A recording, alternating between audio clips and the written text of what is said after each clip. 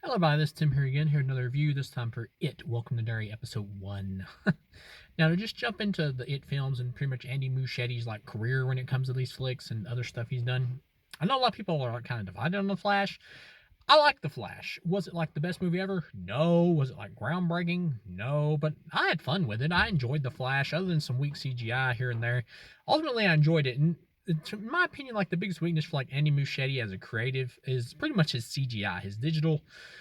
In the It films, you can see the weaknesses of like his digital, mostly because it just looks really cartoonish in spots. And here in this show, this episode of the show, I would say there is a little bit of that cartoonish CGI at the beginning of it, like when this chick's like giving birth to like this little bat creature or whatever in the car.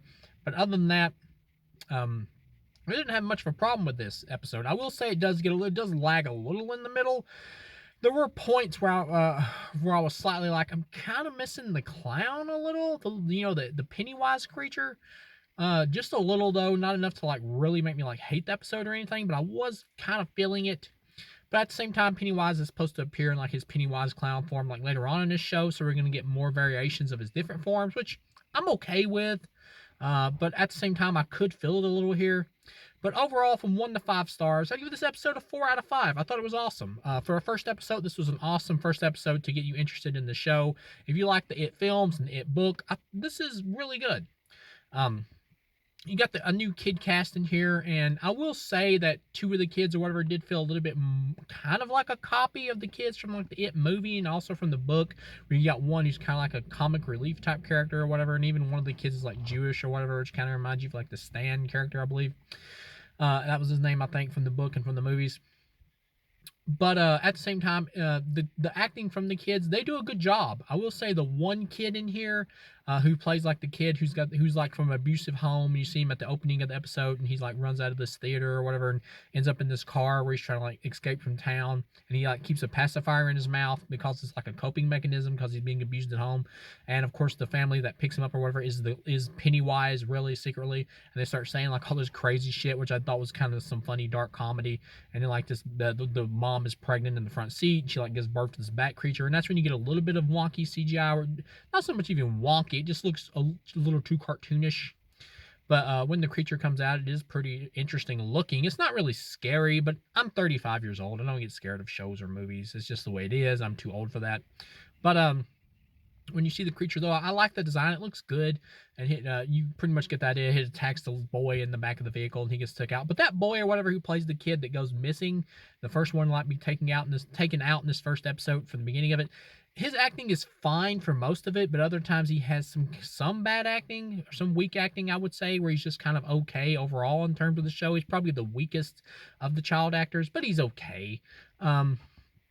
The other kid actors, they all do a good, fine job. You got like this new female characters introduced here, who the boy, the pacifier, kind of seems like he has a crush on or whatever, but she just kind of freaks out at first or whatever, and he tries to kiss her, I guess. We don't really know if it's because she's not really into him that way, or if it's just because, she's just kind of startled by it because she didn't expect it. But she was good. She has this backstory about where her dad like got caught in this machine or whatever, and it's like a joke thing amongst people in town that his body parts got like ripped up and just put out in pickle jars everywhere or whatever. So the kids at school like put pickle jars in her locker or whatever to fuck with her, and it's like, damn, this town is harsh.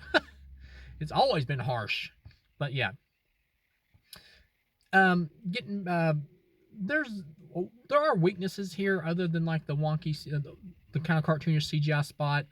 There's this military subplot about this like secret project that these characters are working on, and you got like this one. The main character here, it seems like the main character of the military like subplot is black, so you get a little bit of a hint of like some racism from this dude or whatever in the military who's like supposed to be, I guess, under him or whatever, and doesn't really want to salute him.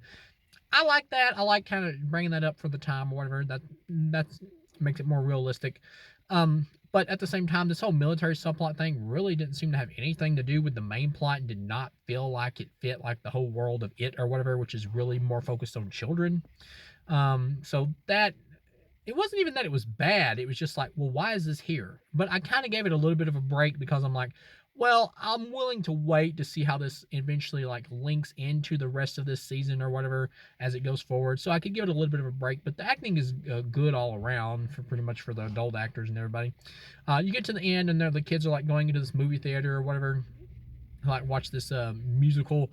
and they're trying to like figure out what the hell's going on with all this supernatural stuff because they keep seeing like crazy visions or whatever. Of course, we know it's Pennywise or it, whatever you want to call it, and they're there, and the it creature like shows up in the form of the little bat creature, but except it's bigger now. It's gotten bigger, like it's growing and starts attacking the kids in the theater, and pretty much all the kids get killed, including like the little sister of like the one dude who kept doing comedic jokes or whatever, kind of like the comedic relief character. I believe it was Richie that we got in the It movies in the book.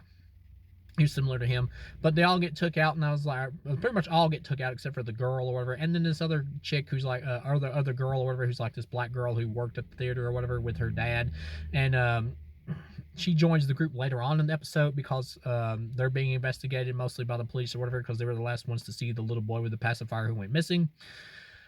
And she's up in like the booth where she's projecting the movie, so in the theater, so she didn't get hit by Pennywise, so she was safe because she was up there. And then everybody gets took out, and like the little sister of like the comedic relief dude or whatever, she gets took out. And at the end of the episode, when the black girl and the one girl who makes it out of there, whatever, the one who was kind of like the one that the dude with the pacifier in his mouth had a crush on, they make it out of there, and she like raises her hand up, and she's still got like the guy's little sister's hand in her hand or whatever, and she's like, ah, and that's where the episode ends.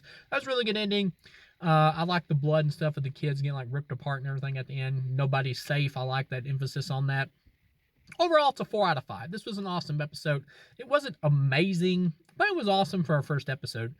I like the surprise of killing off most of the child actors or whatever, but it does worry me going forward because they did a good job here establishing these kid actors, and the kid actors were good for the most part. So going forward, does that mean you now have to introduce more kid actors to like bring into like a friend group or whatever to start investigating this with the two surviving like female characters, the two surviving female kids? Because that might be a little more difficult having to like now reintroduce or introduce now, I mean, new kids or whatever to like go along with the group when you already had like a group firmly established. Like maybe they won't hold up as well to the kids from this first episode. But that's for something going forward. That's for critiques going forward. But yeah, overall, for a first episode, this was awesome. If you enjoy the movies, I highly recommend this, and thank you for watching.